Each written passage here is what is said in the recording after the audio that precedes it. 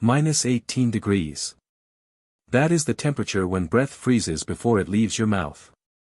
When water bottles crack from the inside. When a child's cry sounds different because the air itself resists sound waves. And in displacement camps across Eastern Europe and the Middle East, that temperature arrives every January. Not as a surprise. As a certainty. But here is what most people misunderstand about winter in these conditions. The cold is not the enemy.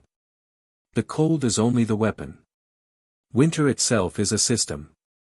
A collection of forces that attack the human body from every direction, every hour, in ways that survivors learn to recognize the way a sailor reads the ocean. And tonight, we are going to follow that system through a single day. From sunrise to the darkest hour of night. From the first signs of danger to the techniques that separate those who adapt from those who do not. By the end, you will understand something that takes most people a full winter season to learn. And some of these lessons, you could use tomorrow if the power went out in your home. 6:43 in the morning.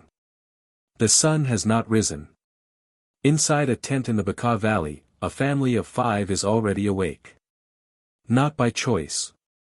The cold woke them. But what pulled them from sleep was not the air temperature.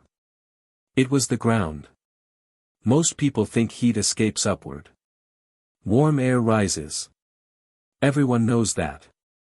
But in a tent with minimal insulation, the ground is the primary thief. Thermal bridging. The scientific term for what happens when your body touches a surface colder than itself. Heat does not rise in this case. It conducts. Directly. Through whatever material separates skin from frozen earth. A sleeping bag rated to -10 can fail completely if placed directly on cold ground. The compressed insulation beneath the body loses its air pockets. And without air pockets, there is no barrier. The ground pulls heat at a rate of up to 50 watts per square meter. That is more than a standard light bulb. Running continuously. All night. Pulled directly from your core. The family knows this. Not because someone taught them the physics. Because they felt it. First winter, they slept on cardboard. It helped. Second winter, they added layers. Plastic sheeting. A foam mat donated by an aid organization. Another layer of cardboard. Then the blankets. Then themselves. The total thickness between their bodies and the frozen soil is now 11 centimeters. Almost 4.5 inches. Each layer traps a thin film of still air. And still air conducts heat 40 times slower than solid material. 40 times. That is the difference between losing body heat and keeping it. The sun rises at 7:14. For exactly 12 minutes, the temperature inside the tent increases. Not from the sun's warmth reaching them. The tent fabric is too thick, too opaque. The rise comes from the pause in heat loss. For a brief window, the external temperature stops dropping. The body catches up. 12 minutes of equilibrium. Then the wind begins. If you have ever checked a weather forecast, you have seen two numbers. The actual temperature and the feels like temperature. That difference is wind chill. And in open terrain like displacement camps, wind chill is not a minor adjustment. It can transform a survivable 0 degrees into a lethal -15. Here is the physics. Your body constantly generates heat. In cold conditions, a thin layer of warmed air forms against your skin and clothing. This microclimate is your first line of defense. Wind destroys it. Every gust strips that layer away. And your body must generate it again. And again. Each cycle costs calories. Energy. Core temperature stability. At wind speeds of just 20 km per hour, heat loss from exposed skin doubles. At 40 km per hour, it triples. The camps are built on open land. No natural windbreaks. No hills to redirect airflow. Tents shake. Fabric snaps. The sound is constant. And every sound represents heat being torn away. Families respond by sealing every gap. Plastic sheets are tucked beneath tent edges. Rocks and sandbags hold fabric down. But here is the trade-off that creates the next threat. A sealed tent retains more heat. It also retains moisture. By 9 in the morning, 4 people breathing inside a small space have released nearly 1 liter of water vapor. Add cooking steam from breakfast preparation. Add moisture from drying clothes. The interior of a sealed tent can reach 60 to 70% humidity while outside air sits at 30%. Why does this matter? Because moisture is a heat conductor. Wet clothing loses insulation value by up to 90%. A blanket that absorbs body vapor through the night weighs more by morning. And that weight is water. Water that will cool against the skin as temperatures drop again. Survivors learn to manage this invisible threat through ventilation windows. Small openings positioned high allow moist air to escape without creating a direct wind channel. The warmest air rises. The moisture it carries leaves with it. But the opening must be precisely sized. Too small and condensation builds. Too large and heat escapes faster than the body can replace it. This balance has no formula. It is learned through trial. Through waking up with frozen water droplets on the inside of the tent. Through realizing that the walls are wet not from rain but from breath. If you are finding value in understanding these dynamics, consider subscribing. This channel documents survival techniques that most people never encounter. And some of them could change how you prepare for emergencies in your own life. Now, let us move into the hours that most people underestimate. 11 in the morning to 3 in the afternoon. The warmest window of the day. Air temperatures climb from -8 to -2. Still freezing. But significantly more survivable than the night ahead. This window is not for rest. It is for work. Water collection happens now. In many camps, water distribution points freeze overnight. Pipes crack. Taps seize. The morning queue begins before sunrise, but actual flow often starts only when temperatures rise enough to thaw the system. Families send children with containers. 5 liters per person per day is the UNHCR standard for emergencies. A family of 5 needs 25 liters. That is 25 kilograms to carry. In snow. In wind. In temperatures that numb fingers within minutes of removing gloves. The containers matter. Thin plastic cracks in sub-zero conditions.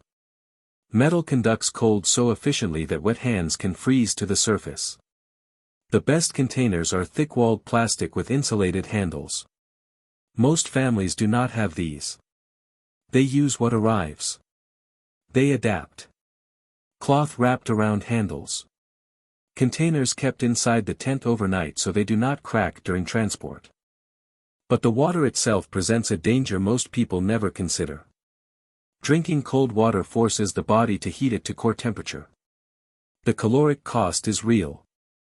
1 liter of water at 0 degrees requires approximately 37 calories to warm to body temperature. Over a day, drinking the minimum requirement of 2 liters costs 74 calories just for temperature adjustment. In an environment where food supplies average 1,800 calories per day and the body burns 2,400 to maintain heat, those 74 calories matter. Survivors learn to warm water when possible. A pot over a small fire. A bottle kept inside clothing against the body. The time investment returns in energy saved. 3 in the afternoon. The sun begins its descent. And here is where most people's understanding of winter danger fails. The coldest moment of the day is not midnight. It is not 3 in the morning. In open terrain, the most dangerous thermal drop occurs between 4 and 6 in the afternoon. The reason is radiation. During daylight, the Earth absorbs solar energy. Even on cloudy days, some infrared radiation reaches the surface. The moment the sun drops below the horizon, that input stops. But the output continues. The ground radiates stored heat into the atmosphere. The air temperature drops rapidly. Faster than it will at any other point in the night. Families who understand this begin preparations by 3:30. Tent insulation is checked. Sleeping arrangements are organized. If there is fuel for a fire or a small stove, it is used now. Not to heat the tent but to heat objects. Stones. Bricks. Metal containers filled with sand. These items store thermal energy. They will release it slowly through the night.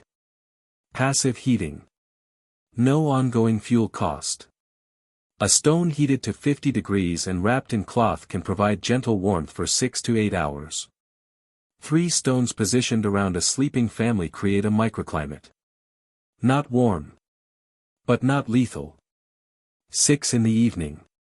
The temperature has dropped 9 degrees in 3 hours. The tent is sealed. The family is inside. And now, the real battle begins. The battle against the body's own responses. When core temperature drops even 1 degree, the hypothalamus triggers shivering. Involuntary muscle contractions that generate heat. This response burns calories at an accelerated rate. A shivering person can burn through 500 calories per hour. In an environment where breakfast was bread and tea, lunch was lentil soup, and dinner will be rice with vegetables, 500 calories per hour is not sustainable. There is a technique that appears in camps from Lebanon to Poland. Aid workers document it. Researchers struggle to explain why it works as well as it does. Group sleeping. The physics are straightforward. A human body at rest produces approximately 80 watts of heat.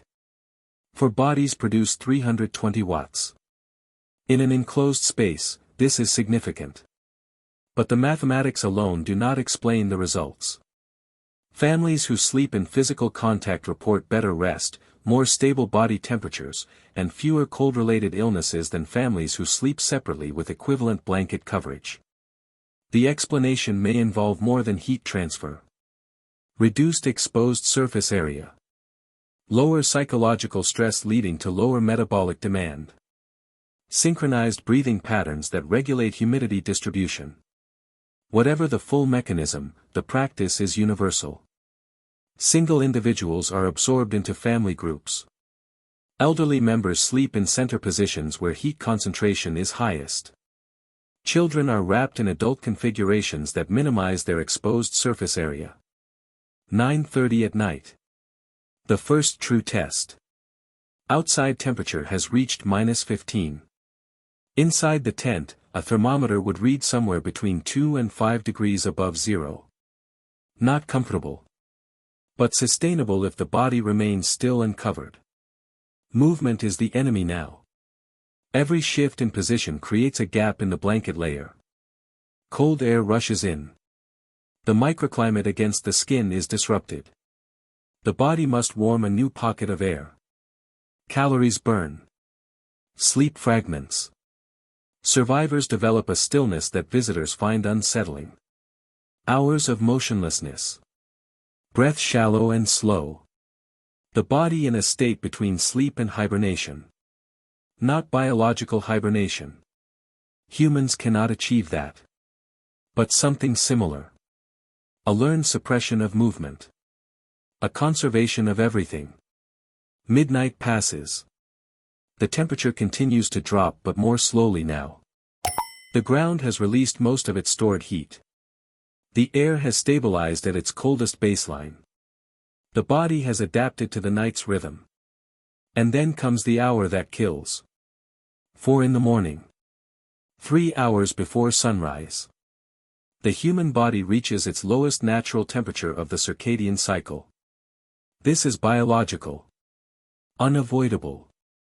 During sleep, core temperature drops by nearly 1 degree as part of normal rest cycles. This happens regardless of external conditions. In a warm home, you never notice. In a tent at -18, it can trigger a cascade. The body's lowered temperature means reduced shivering response. Reduced metabolic heat production. At the same time, any fuel source has depleted. Stones have cooled. Stoves have emptied. The structural heat advantage of group sleeping has diminished as everyone has gradually shifted in their sleep. Medical teams in camps report that the majority of severe hypothermia cases arrive between 5 and 7 in the morning. Not because the coldest external temperatures occur then. Because the body is most vulnerable then. Survivors counter this with scheduled waking. Someone in the group surfaces at 4. Checks positions. Adjusts blankets. May prepare a small warm drink if fuel exists. The disruption to sleep is worth the prevention of progressive cooling. There is a sign that indicates the critical threshold. The shivering stops. When a person stops shivering, it seems like improvement. The discomfort ends. Muscles relax. But this is the opposite of improvement. When shivering stops below a core temperature of 34 degrees, it means the body has exhausted its ability to self-heat. The muscles can no longer contract. The next phase is confusion. Then unconsciousness. Then, without intervention, death. Families learn to watch for this. Someone who was shivering and then becomes still must be warmed immediately. More bodies pressed closer. Warm liquids if they can swallow. Movement if they can be roused to move. 6:15 in the morning. The sky begins to lighten. The temperature has not increased yet. But the light itself matters. Psychologically. Physiologically. The body begins its morning hormone cascade. Cortisol rises. Metabolism increases. The natural warming process starts from within. For families who have survived another night, the day ahead is not rest. It is preparation for the next night. The same cycle. The same battle. 4 months. November through March in some regions. October through April in others. According to UNHCR data, 3.4 million displaced people face winter conditions without adequate shelter each year. Adequate is defined as protection against temperatures below zero, wind speeds above 20 km per hour, and precipitation including snow. 97% of Syrian refugees in Lebanon live below the poverty line. Average winter temperatures in the Bekaa Valley camps range from -5 to -15 degrees Celsius. In Ukraine, internally displaced families face similar conditions in transit centers that were not designed for winter occupation. These numbers describe scale. They do not describe the texture. The texture is a father waking at 4 to adjust a blanket. A mother calculating whether to heat water or save fuel. Children learning stillness as a survival skill before they learn to read. Winter is called the silent killer for a reason. It does not announce itself with a single dramatic moment. It accumulates. Heat loss by heat loss. Calorie by calorie. Hour by hour. The enemy is not a temperature. It is a process. And the people who survive it are not lucky. They are observant. They are adaptive. They have learned that warmth is not a resource that arrives. It is a resource that is built. Layer by layer. Technique by technique. Night after night. There is a phrase that appears in field reports from medical teams working in winter conditions. Thermal literacy. The ability to read the body's signals. To understand heat dynamics without formal education. To make decisions about resource allocation, sleep positioning, activity timing, and moisture management based on accumulated experience. Thermal literacy cannot be taught from a manual. It is built through exposure. Through error. Through survival. And it represents a form of knowledge that exists in displacement camps at a density rarely found elsewhere. If you learned something today, leave a like. In the comments, tell us which aspect of winter survival surprised you most. The ground conduction. The wind chill mathematics. The 4 a.m. vulnerability window. Each detail came from documented experience. Each technique has kept families alive. For those who want to understand specific heating methods, insulation techniques, or food strategies that extend caloric efficiency, those videos are available on this channel. Subscribe and you will see them. The knowledge exists. The question is whether we pay attention. Winter will come again. In camps across 3 continents, families are already preparing. Not waiting for rescue. Building their own warmth. One layer at a time.